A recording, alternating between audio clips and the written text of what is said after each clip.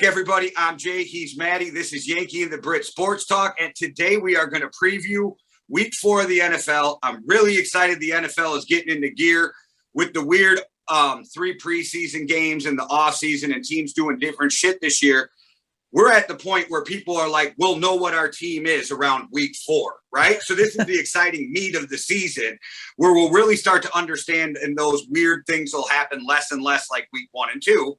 Yeah, it's time. There's teams who have played well the first 3 games of the season that are coming up to some teams that have been a lot better. We'll talk about who that is when we get to them a bit later on. There's also teams who are coming into a nice, easy part of the schedule as well. So we'll find out if they were just playing difficult teams or whether it's they were just playing not so great. We'll find out all about that and find out more about those teams later. Well, speaking of those types of teams, we got a matchup this week. But before we get to that with the Panthers and the Cowboys, because let's talk Cowboys-Eagles, because we recorded before the Thursday night game. I'll say the Cowboys look good. I did say this to my godson, who's a Cowboys fan. I said, good on your godson. He knows what he's doing. I told him, don't get too excited. It's not shitting on them, but you just beat the Eagles. Like, I'm not saying it's a bad thing and you should have beat the Eagles, but he was like, thought the world was lit on fire. And I'm like, look, they look good, but it was the Eagles, you know? And then before we get on to that, I just want to say one thing about the Eagles. That's it. And that's all I got to say about the Eagles is Jalen Hurts threw a few dimes that showed he could be an NFL quarterback. He also made some stupid fucking mistakes.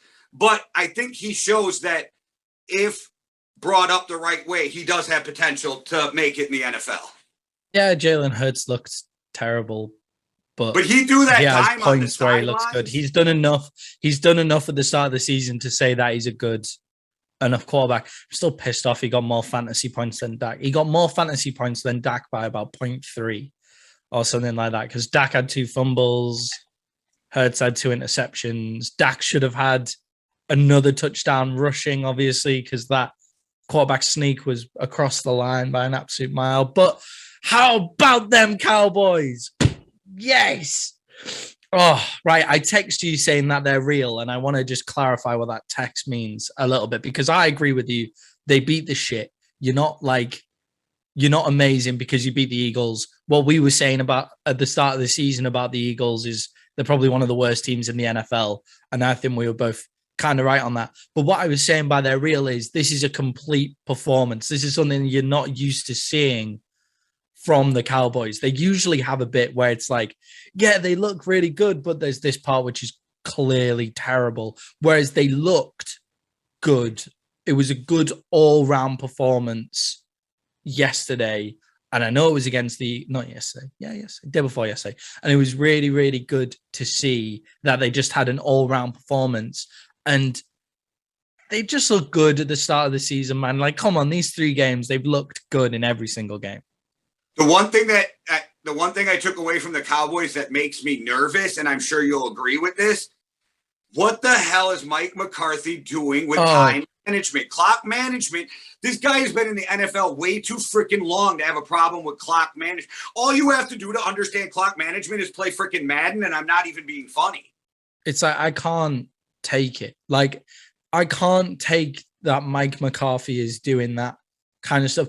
I am honestly just saying, Mike McCarthy, just get out the way and let Kellen Moore and Dan Quinn do their stuff, and you just organize things behind. Don't touch anything on game day is what I'm thinking about Mike McCarthy, because he's clearly doing a good job at finally getting the right people in the right places. Like, he's got draw because he's a Super Bowl winning coach. Like, he clearly has knowledge. Like, he knows what they're doing. Like, he's got Dan Quinn doing the defense. They're playing hard. Kellen Moore, he's going to be a head coach sooner rather than later somewhere, because his offensive systems have looked great ever since coming in.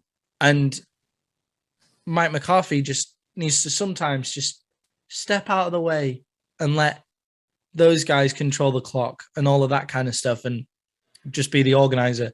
In football, like European football, they call it a manager rather than a head coach, because he manages all the different parts of the system rather than being the coach like all the time. Like he just manages everything instead. And I think Mike McCarthy will be well suited to that job rather than worrying about controlling the clock and stuff, because he's shown he can't do that.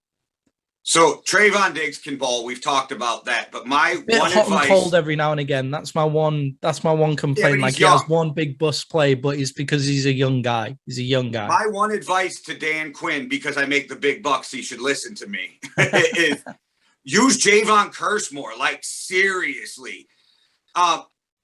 He, just because he was with the Vikings for years and I heard it all the time, he is a better game player than a practice player. And I think he'd be getting more time if they just let him play more. And some of the plays he made might get him more playing time. Just let the kid play more. And I think he'd really help out in that secondary. Yeah. And it's just one more guy on cornerback. And then the defense looks like it knows what it's doing. Micah Parsons, everybody like is looking better and better and better. It's looking like he can do loads of different jobs. Randy Gregory and Micah Parsons playing really well. Imagine when D-Law's back in there, you know. Everybody's playing really well. Just one cornerback would be fantastic.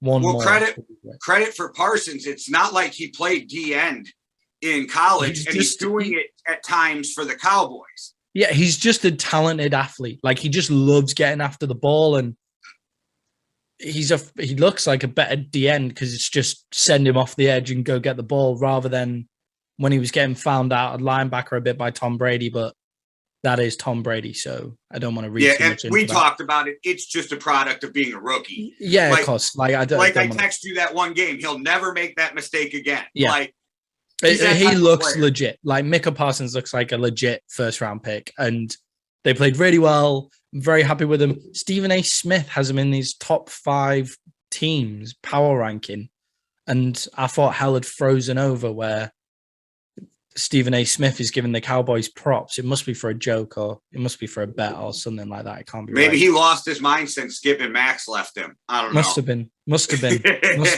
it. Colin Cowherd has us in his top 10, and he hates us as well. Like, it's surreal, but the fact that Colin Cowherd has us playing well makes me worry a little bit. So, throw an audible at you quick instead of just going right down the line. Since we're already talking about the Cowboys, let's just start with that Cowboys-Panther game. And everybody, keep watching, because we're going to hit the big Tom Brady Patriot game at the end, and you ain't going to miss what we have to say about that. Oh, man. This Cowboys-Panthers game might have been one of the hardest ones for me to predict this week. I think the Cowboys are going to win it. I think just because they look legit.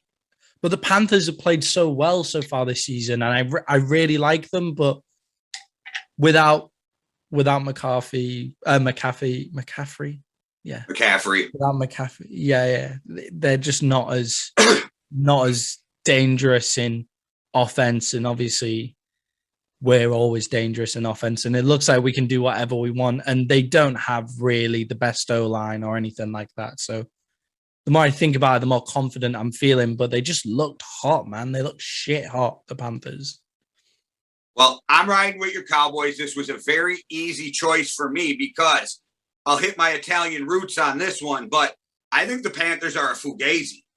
I think that they're one of those teams like the 5-1 Bears, or even a few years ago, not that they were as bad as the Panthers are going to be by the end of the year, but your Cowboys started hot against 3 really bad teams, and everybody was like, oh, best team. I think the Panthers are a fugazi. I think they hit the right teams. And if I'm not mistaken, aren't all the teams the Panthers beat have not won a game yet? Well, they beat the Saints, who beat the brakes off the Packers. That's right. So one is like 1-8 or something. Yeah. Yeah, I think that's where it was at. But obviously don't get me wrong. The Panthers are going in the right direction. I just don't think they're as good as a lot of Panther fans I see online think they're as good at, that kind of thing. Yeah, of course. Are you ready to admit that Sam Darnold actually knows what he's doing playing quarterback yet? Or is that an end of the season game for you to have to admit? I really believe you're going to see Sam Darnold throw about 9 interceptions in his next 5 games. Well, he'll throw one to Trayvon Diggs, that's for certain. That guy's like an absolute. I mean, I'm exaggerating, being facetious, but I think with the schedule coming up, we're going to see. I will say, I'm impressed with the Panthers all around on the fact that even though I said they're not as good as people think, I didn't think they'd be 3-0. So you got to give them credit there. I think they look like the second best team in the NFC South to me so far this season by the fact that they beat the Saints. Obviously, the Bucs are number one, but by the fact that they beat the Saints, they are the second best team in the NFC South as far as I can see it. Yeah. But obviously, I think the Cowboys can just dice you up any which way, the way that they're playing at the minute. And that's going to be a struggle for the Panthers. And then the defense is just looking fast, like it's running to the ball really, really quick. And if you take their best playmaker out of the situation, then it's like the Cowboys are going to be fine with that because it means that's one less thing for them to worry about. I think the Cowboys are going to expose all of the weaknesses of the Panthers because I think the Cowboys' strengths are the Panthers' weaknesses, which makes it a really bad matchup for the Panthers this week. Yeah, I'm loving what you're saying, by the way. This is really nice. This is like when I said the Vikings were going to be the Seahawks last week, you know? Now, because you're saying I'm nice, I'm going to hit you with the bad. I think you got the Cowboys win the next 2 games and then go win 2 and lose 4 out of the next 6. That wouldn't surprise me. That's a very Cowboys. That's a very Cowboys thing to do. Bro, your schedule gets rough after your next 2 games. They don't play a playoff team for quite some time, and then all of a sudden they catch them all at once, and it's but I just think they look good. There's something a little bit different about them this season, and this is what most Cowboys fans say every single year. It's different this year because they always have talent. Like the Cowboys always have talent on the side of the ball, on whichever side of the ball that they're deciding to focus on. They always have talent. But this year it seems like there's more leaders on the field. The players who are in those leadership roles are dogs who just go out there to win football games, and that's just what they want to do. And they just seem to be built a bit differently this year. Like they're young on the defensive side, but they're a bit more experienced on the offensive side. And Dak looks a bit better after his injury. Like there's something about his playmaking that's more certain after this injury. And it could just be the running game's actually functioning this year more than it did the last 2. Zeke's 8th right now in rushing. So it's not that bad after 3 games. People have been shitting on him and he's 8th. It's because he's people are shitting on him because he doesn't have that extra, like those gears, those 4th and 5th gears. And when you put Tony Pollard in and he's got those 4th and 5th gears and he's making massive plays, but Zeke's making like on the other night, he was making like 5 yards a carry, like every single carry. Like they didn't like stop him in the backfield or anything. He fought for every tackle. And once you have that going, you're going to wear a team down to where Tony Pollard can just come in and break off a massive run, or CeeDee Lamb gets down the field and all of that kind of stuff. Like it's just a whole offense now rather than just 3 guys like it normally is with the Cowboys. And with Zeke, he's kind of like Derrick Henry. He's going to drop you forward, drop forward, fall forward, 3 yards, 5 yards, and then boom, 60.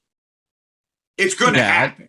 It's going to happen. Like he will eventually burst for a massive run. Eventually, he's not slow, and he's putting in massive blocks as well, which is helping like steal the right tackle and stuff like that. He's playing a lot better than people thought he would, but Zeke's also covering over a lot of cracks. Well, and the teams are going to start having to play the Cowboys differently because if you really look the first 3 weeks, they're like, Dak, you're going to have to beat us. But then Dak's proven that he can do it. So now teams are going to have to change up and have to worry more about Dak, which is going to open more for Zeke. It's going to happen. They have 2 top players in every single position in the weapons position. So obviously they have Dak, and then they have Tony Pollard, Ezekiel Elliott. They have Dalton Schultz, Blake Jarwin, and then they've got Amari Cooper, CeeDee Lamb, and Michael Gallup when he comes back from injury reserve. Quick shout out to Cedric Wilson, by the way. Like he makes big plays every now and again. Our Cedric, fantastic player. Shall we move off the Cowboys now? This isn't a Cowboys podcast. I'm getting very uncomfortable by how much we're jinxing them by talking about this. I think you're doing it on purpose. Think we're jinxing them? Then we should just keep going. Okay. So moving on to to the Thursday night game that, again, I will watch, but I do not know why they put these games in prime time. Jacksonville, Cincinnati. Cincinnati walks Jacksonville. It's not even close. Yeah, Cincinnati comes out of that game. If anybody's got Mixon in their fantasy teams, then you're looking for some big points here. I think they'll lay down on the run. I've put Jamar Chase in my fantasy team lineup for this week just because they're just going to get some big yardage, don't they? I think the Bengals have shown us that they're actually quite a good football team this year. It's not just they're not just having a few lucky plays. Trevor Lawrence could do with throwing less interceptions, but I would just like to remind people that Troy Aikman threw the most interceptions in his rookie year of anybody in that season. I'm pretty sure John Elway threw loads of interceptions in his Peyton Manning threw loads of interceptions in his rookie year. So I would just like to remind people of that before they go off on Trevor Lawrence, but he could do with making a few better decisions every now and again with the ball, because some of those interceptions look bad. Yeah, and if I'm not mistaken, somebody can correct me if I'm wrong, but Mac Jones is the only rookie quarterback to win a game this year. So, I don't know what you expect for Trevor Lawrence on an awful team as a rookie quarterback. Mac Jones has one win, and he's the only rookie, if I'm not mistaken, that's won a game. And it ain't even Justin Fields' fault. That dude had 1 yard of offense. This is just – the NFL ain't for young players anyway. And there's nothing that they can do about there's nothing that they can do. They all went to pretty shitty situations. Mac Jones went to the best situation and he doesn't really have any weapons. That's why Tom Brady left, that's that's the top and tail of the rookie quarterback situation. So people need to stop shitting on Trevor Lawrence. He'll be fine eventually. Well, on to a game where their rookie quarterback just came out and said, I was scared as hell out there, which was Zach Wilson. He's getting his head taken off.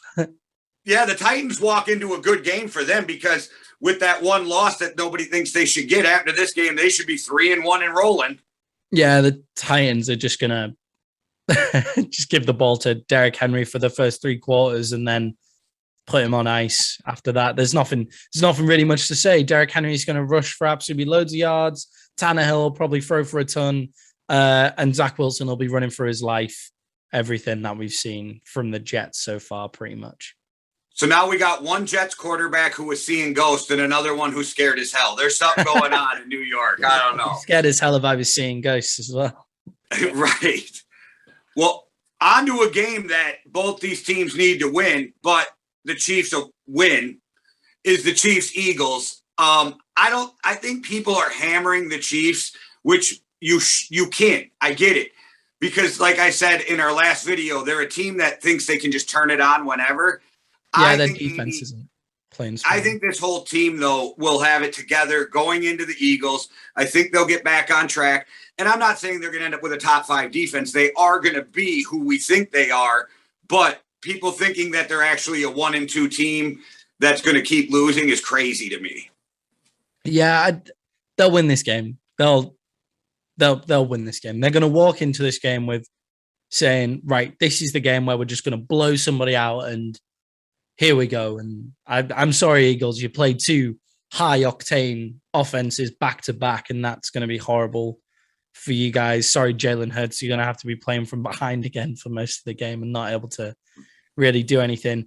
I reckon Honey Badger is going to get 2 picks in this game, if anybody wants to put a bet on that. 2+ picks. That's Honey Badger's total of interceptions in this game. Yeah, I think that game is going to be another one where I'm going to end up watching the condensed version and still fast forwarding through some time. I think that's what that game's going to end up being. It's not going to be. Yeah, that game will be done by the 3rd quarter. And now we've said that, and it'll be really close. But the Chiefs will still win because Mahomes will do a last drive of the game kind of thing to walk them down the field. Who's next? Going back to your NFC East with the 0-3 Giants versus the Saints. I got the Saints winning this game. I think the Giants are just going to keep imploding through the rest of the season. And I think we've seen what we're going to see out of the Giants. It's going to be spark plays where they're like, look, they can do it. And then they're still going to lose the game.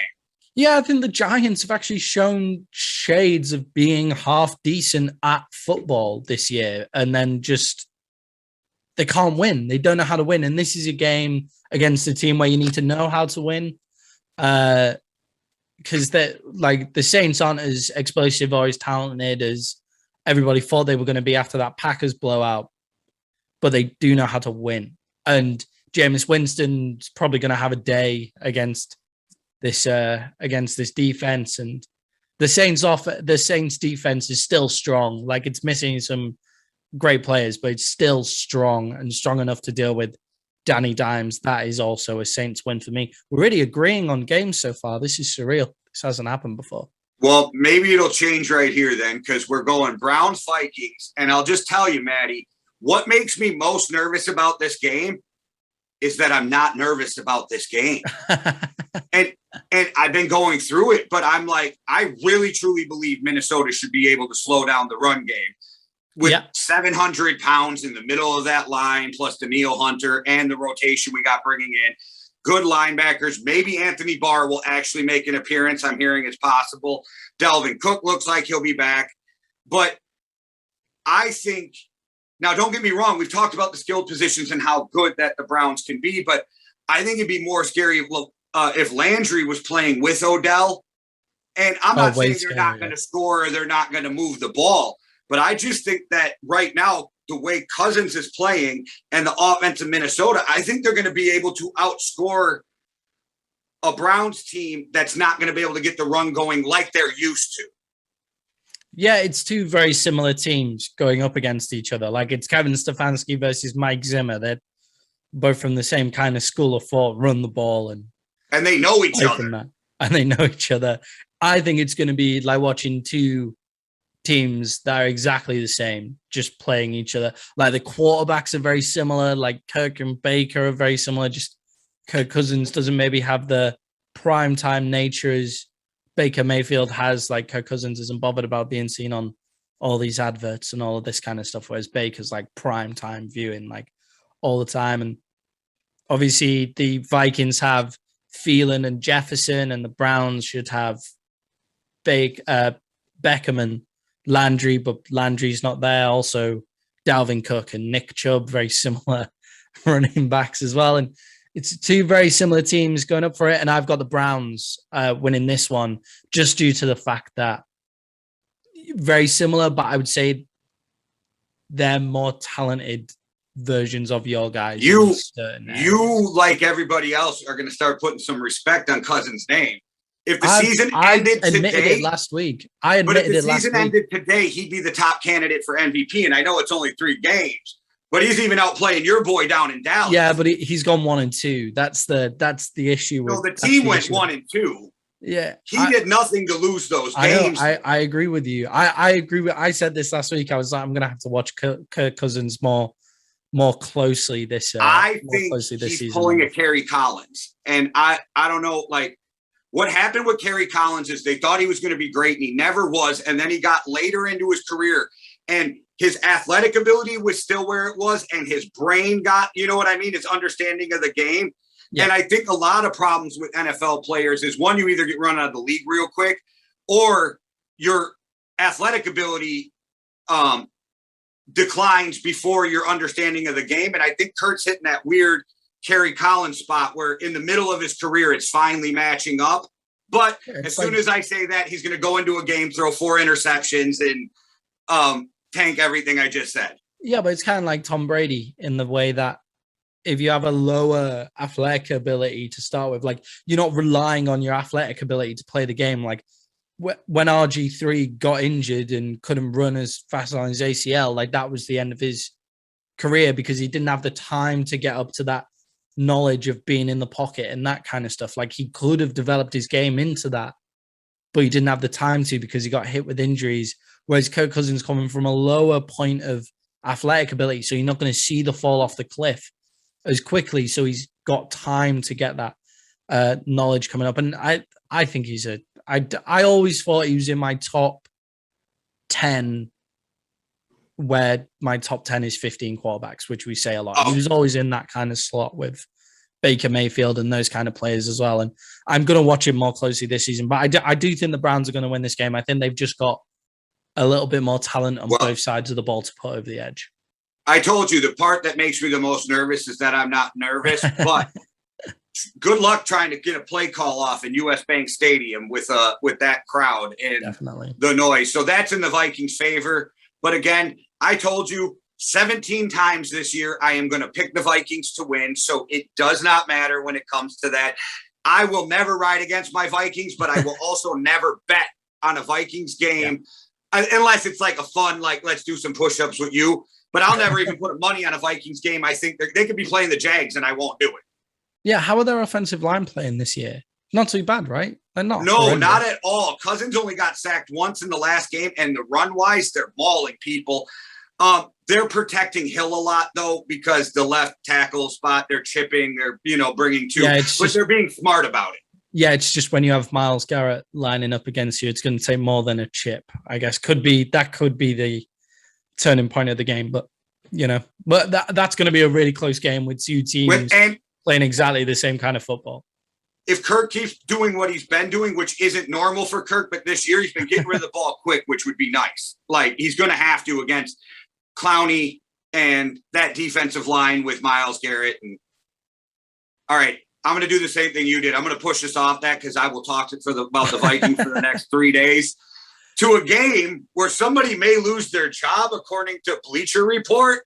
Bleacher Report said today that sources inside the Bears told them that if they lose to the Lions, Nagy may be fired. I think they should have fired Nagy a year and a half ago. So it's not Motor City Dan Campbell that's going to be losing his job, is it? I don't want to fire that guy. I don't think anybody wants to be in charge of firing that guy and getting their kneecaps bitten off. I've got the Lions winning this game, which means if those sources are right, the Bears have got a new coach by next week, is what we're kind of saying. I just think the Lions are coming in off a high. The Bears are coming in off a serious low.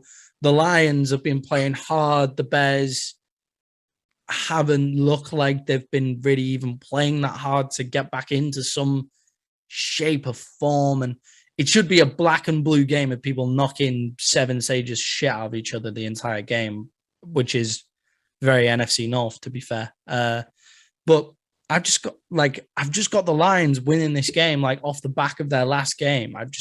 And the Bears just, if you can't protect your quarterback and you won't let your quarterback play, then you're not going to go anywhere.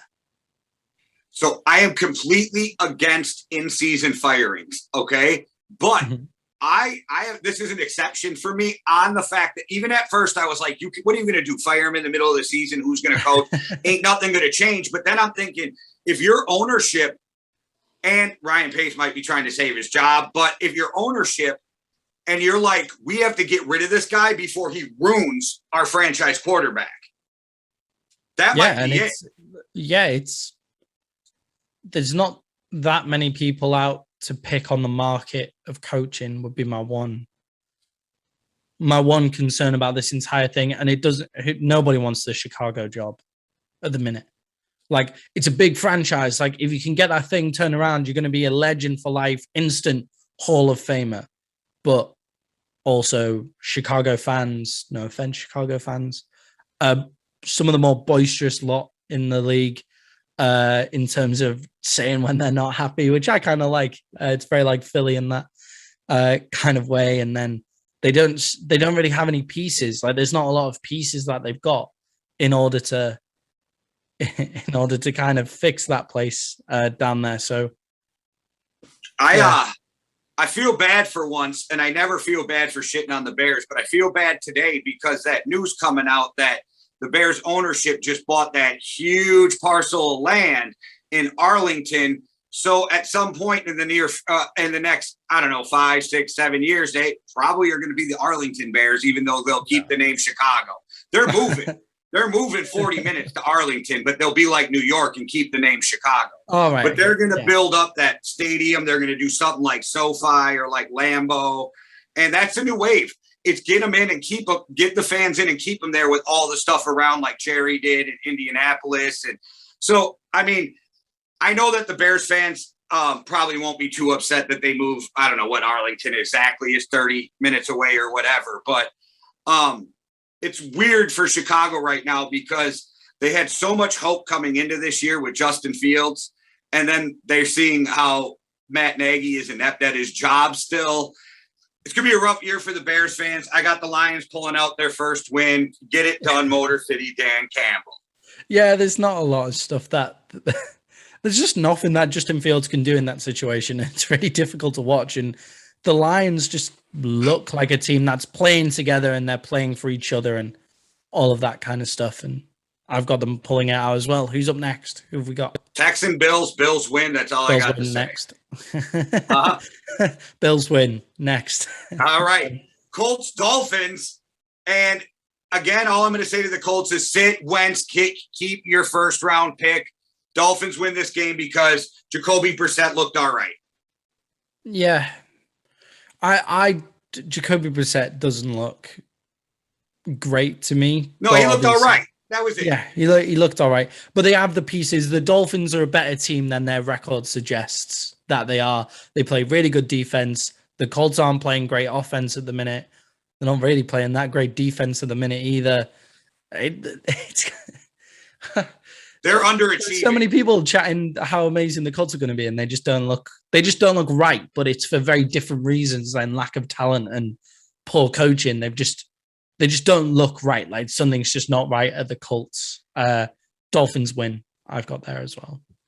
So this game, I went back and forth on it, how crazy that is. The football team and the Falcons, I went back and forth. I gave the win to the football team. I have no idea why I gave it to the football team. So that's my pick. I gave it to the football team because the Falcons just don't look good. Like they should have lost to the Giants. Like if the Giants weren't just being the Giants, then they would have lost that game. I like the Falcons' offense better than Washington's offense, but I'm still going with Washington. Yeah, it's their defense is so much worse, or on paper so much worse. I mean, the football team haven't been playing great defense at the minute. I'm still going to believe in their defense up until they give me maybe this game. If they let up like 30 or 40 points in this game, then that's when you've got to stop believing. The fact that that's so close makes me kind of happy for our NFC East title and route into the playoffs, though, to be perfectly honest. All right. On to the Seahawks, 49ers. I got the 49ers winning this game. I tried to convince myself that the Seahawks could win this game. I really did, because coming off a loss, Russell Wilson, I really tried to, and they can't. I just can't find it unless it's just one of those weird divisional games and they pull it off. But the 49ers team is so much better. I've got the 49ers winning this game purely down to the fact that Seattle looked so poor against the run last week. Like that's it. Like Minnesota were out without their best player, their best, who is a running back and all of that kind of thing, their Pro Bowl running back. And Matheson, still got over 100 yards rushing against the Seahawks. And if they can't get Russell Wilson on the field, then the Seahawks can't win. And that's why I've got the 49ers winning. But the 49ers haven't really been clicking either. It's a very difficult kind of thing to say, like, I'm so certain that they're going to win, but they haven't really been clicking so far either. But, I've got the 49ers winning that one as well. Well, speaking of two teams that are clicking, the Cardinals, the Rams, one of these undefeated teams are going down. And I got the Rams winning this game. And I don't think it'll be a blowout, but I think the Rams are going to lead from by time halftime comes, the Rams are going to be in the lead and never give it up. Yeah, I love the Cardinals this year. Like, I absolutely love the Cardinals this year, but the Rams, to me, looked like the best team in the NFC. I said this towards the start of the year, where I kind of thought that the Bucks were maybe not as good. Like after week one, I kind of went, oh, maybe the Bucks aren't as good. Maybe the Rams are the best team in the NFC. And I really like the Rams. I really like what they've got with Stafford as well. And their defense as well. They've got enough stud players to keep Kyler Murray down in theory, but doing it in theory is something very different to doing it in real life with the way that Kyler Murray's been playing. I just have a lot of faith in that Rams defense. Yeah, me too. Me too. And I mean, I think it goes without saying, anybody who's listened to us, we're both fans of Matt Stafford. Like, we think he's going to be really good there. Cooper Kupp right now, I'm not saying he's the best receiver in football, guys, before you crush me. Right now, he's playing as the best receiver in football. I think Cooper Kupp could possibly be said to be the best 3-down wide receiver, like the best kind. If there was a 3-down wide receiver, like there's 3-down running backs, then I would say Cooper Kupp is possibly the best 3-down wide receiver. And what I mean by that is he can run every route, he can make every play. He blocks. He blocks. He's really, really good at all of it. He's kind of like doing the best with what you've got. That's how I see Cooper Kupp, and I always respect players like that. All right, well, on to the next game, where my city is going to fill up with a bunch of Yinzers from Pittsburgh. So it should be a great party in Green Bay Saturday night, but they're all going home really sad after the Packers stick it to them on Sunday. Yeah, the Steelers can't run offense. And if you can't run offense, then you can't keep Aaron Rodgers off the field. And if Aaron Rodgers is on the field, then you're screwed. The Steelers defense wasn't as good as everybody thought it was going to be. It's not like an incredible defense either. They have a good... In theory, they have a good defense, but in practice, it doesn't look that good. And I don't know whether you've seen the clip going around. I'll have to share it in the group later. But of Ben Roethlisberger just falling over as he's trying to make like a really simple throw. Yeah, he's not right. That arm's still not right. But even like we said, baseball players takes 2 years from Tommy John, and we've never watched an NFL quarterback try to come back for it. But if you live in my area, come down Saturday night, because the only people who can party like you're from Wisconsin is probably people from Pittsburgh. Should be a great time. But Packers win. I don't even think the game's that close. You haven't been on a party in the UK, obviously, but have not. That's okay. We'll show you a good time when you guys come down. Yeah, I've got the Packers beating the Steelers in that one as well. So we have the Ravens Broncos, which I really went back and forth on this game. I did, and a lot of it is because it's in Denver. That defense is really good. Teddy will never lose you the game. And with all that said, I got the Ravens winning. Yeah, when we were talking about the Panthers only playing terrible teams, at least they've played the Saints. The Broncos have only played terrible teams. They haven't played anybody good yet. No, that's who I screwed up. The Panthers, not the Panthers. The Broncos haven't played a team who has won yet. Is that what it was? Yeah, they haven't played it. They're terrible. The Broncos have played only terrible teams. It's like, and yet they win those games because Teddy doesn't lose you games. But this is where it comes down to what we were talking about at the start of the season, where Teddy doesn't win you games either, in my personal opinion. In what only a couple times in his career. Yeah, there's not many times where you say Teddy Bridgewater is the reason that they won that game. Whereas the Ravens have played some difficult teams, like when they've come out, and I think they're going to win this game. The Broncos defense is real. Don't get me wrong. Their weapons are real. There's just something about them where they can't turn that talent into actually dominating performances, in my personal opinion, until they show me it against a good team like the Ravens. I'm going to still say they're the worst team in their division. In a really good division, just letting that said. If they were in the NFC East, I'd be worried. Well, let's talk some Sunday night football, the game that everybody's talking about, Tampa Bay versus the Patriots. And Maddie, it's almost like Bruce Arians and Light were listening to our podcast last week when I said, I get there's a lot of injuries in that secondary in Tampa, but why are you playing man-to-man like you did last year at the beginning? And then you had to switch to zone, and then you won a Super Bowl, and all of a sudden they bring in Richard Sherman, who plays zero man-to-man and is a really good zone corner because they have injuries and they lack depth. So maybe Matt Light was listening. Maybe that's what it is.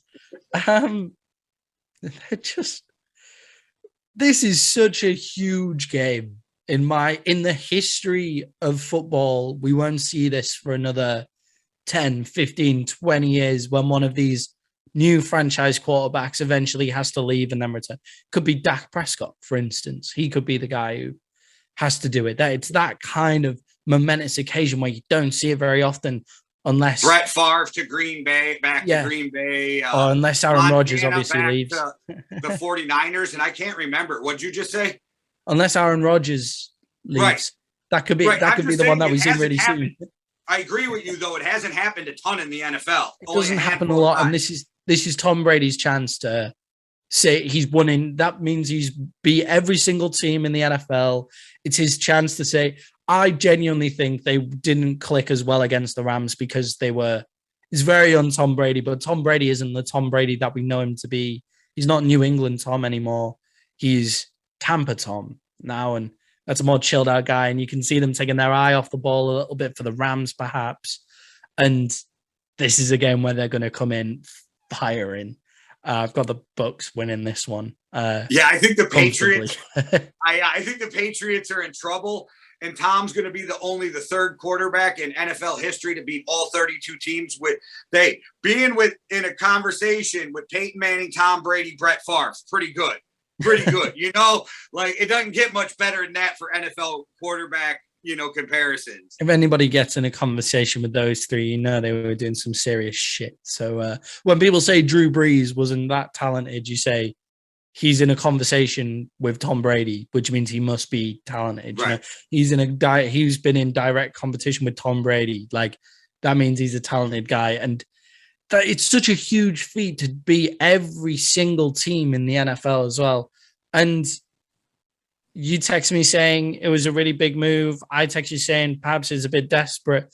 But Richard Sherman signing for the Tampa Bay Bucs. I totally forgot about the whole arrest thing before that text. I still think it's a little bit desperate. Like, they've realized, we're a bit weak there. Let's just plug somebody in. They have a lot of injury. Good.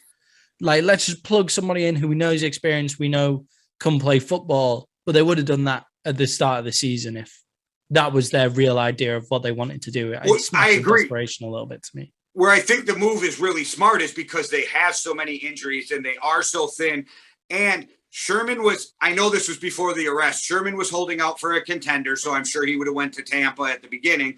Then he does that dumb drunken ass shit at his in-laws. Then he gets arrested. So now it's a few weeks past, it's calmed down, and I get what you mean about desperation, but I think if they didn't do it, it was ignorant.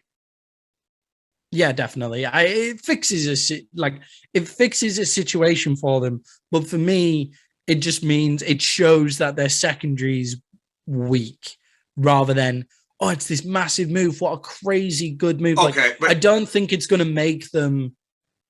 It's not going to make their team much better, in my personal opinion, having Richard Sherman there. Because if it made them that much better, they would have got him at the start of the season. Because they've had these injuries since week one. But no, Winfield got injured in that first game, so he hasn't been completely healthy. I think we'll disagree on this one, but I think Sherman's going to be huge for that defense. If he's huge, I like Richard Sherman. I'm upset that the Cowboys didn't take Richard Sherman. Like, the Cowboys taking Richard Sherman, that's a move that makes their team significantly better because of how garbage the Cowboys secondary is and how young the Cowboys secondary is. So it needs an experienced head to offer training, offer a little bit of help and stuff like that. Whereas Tampa have experienced heads all over the field. They're an incredibly stacked team where if Richard Sherman isn't walking in and not your best player, then you're in a good situation. I'm not saying it's a bad move. I'm just saying they're clearly desperate to fix it is where I'm at with it. That's the biggest game of the week. Surely everybody's got to be watching that one. And the game I'm most excited for this week, besides my own Vikings, but the game is this Monday night game. I am super excited to watch the Raiders versus the Chargers. I think it's going to be a really good game. And up until about an hour ago, I had the Chargers winning this game, but I kept going through it, and I'm going Raiders. They just keep the streak going. and Derek Carr's playing better than I've seen Derek Carr play. Yeah, I've got the Chargers on this one. That's where I'm going with it. I've got the Chargers on this one. I think the Raiders ran into a lot of teams in bad moments. They've been playing brilliantly. Don't get me wrong. I love Derek Carr as well. But for me, they run into Baltimore at a good time because Baltimore were taking them for granted. The Steelers aren't as good as what people think they are. I can't remember who else they've beat. They beat the Dolphins, and the Dolphins don't have Tua Tagovailoa. They don't not that Tua Tagovailoa has looked absolutely incredible, but he's looked better than Jacoby Brissett looks in this kind of game.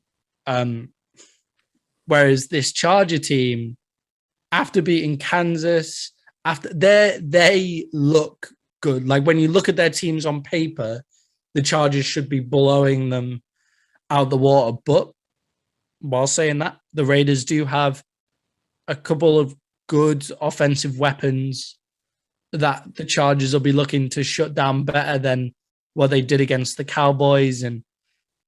But Justin Herbert plays better.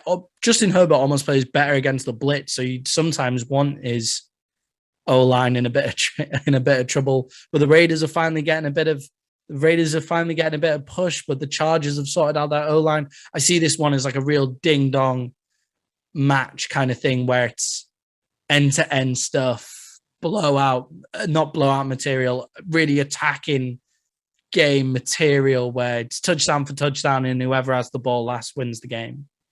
Well, maybe the Raiders will bring us to another overtime game. I can't stay up for those Monday night games anymore. I've got work, unfortunately. So the overtime just means that I just spend longer watching it on the bus in the morning, which is nicer for me as well. So, well, yeah, we may have agreed a little too much this week, Maddie. I know. That's why I was saying at the start where there's not that many crazy games or anything this week. There's not that many. Like I was going down and it's like I've picked so many favorites this week. Like this isn't what I normally. Guys, if you're betting this week, it's not a good week for betting. You're not going to get that great odds. I would only bet on absolute certainties this week if I was you. All right, Maddie, it's been a really exciting time for football. It's the meat of the season. I'm really excited to get into it. I can't wait to watch these games this weekend. Which game besides the Cowboys are you looking forward to the most? The Tampa game? It's Patriots versus Bucks for me. It's Tom Brady's return home. That's my favorite game. For actual entertainment of the game purposes, then I am excited to watch Raiders versus Chargers. I'm excited to see the Rams versus the Cardinals, of course. That's lots of offensive talent on show there. And then who doesn't love watching the Eagles getting blown out 2 weeks in a row as well? Like that's got to rank up there for me. And oddly for me, outside of the Viking game, one of the games I'm really excited to watch is your Cowboys because I really think they're going to expose Carolina for what I've been saying. So I feel like I can use your Cowboys to vindicate myself. It's like I weirdly don't want that to happen because then you might be right about Sam Darnold. I'm in a really strange position. Starting this podcast has put me in a lot of weird situations where it's like, oh God, but what about what I said on the podcast? Like the Cowboys can't beat them too bad because they said it was going to be really close and I like a lot of players on this team. God, it's weird. Guys, start a podcast if you want to add a different bit of fun and a different element to your football weekends where you tell everybody your thoughts and then you'll have a stake in absolutely every single game. It's much better than betting. Yeah, it's kind of like fantasy football, whereas I was hoping the Packers would lose, but I needed them to get me enough points on defense to win me my fantasy. It was a really weird mix. Like, yeah. Yeah. It's why I don't really pick any rival teams in my fantasy team as much as I can, just because I can't face the Eagles doing really well and picking loads of Eagles players. Like, I just can't do that. Like, I wouldn't be able to cheer them on at all. All right, Maddie. Well, I think we did it. All right, everybody. Thanks for watching. We'll hit you back up next week with more previews and reviews. All right, guys. One world, one love. Deuces. Cheerio.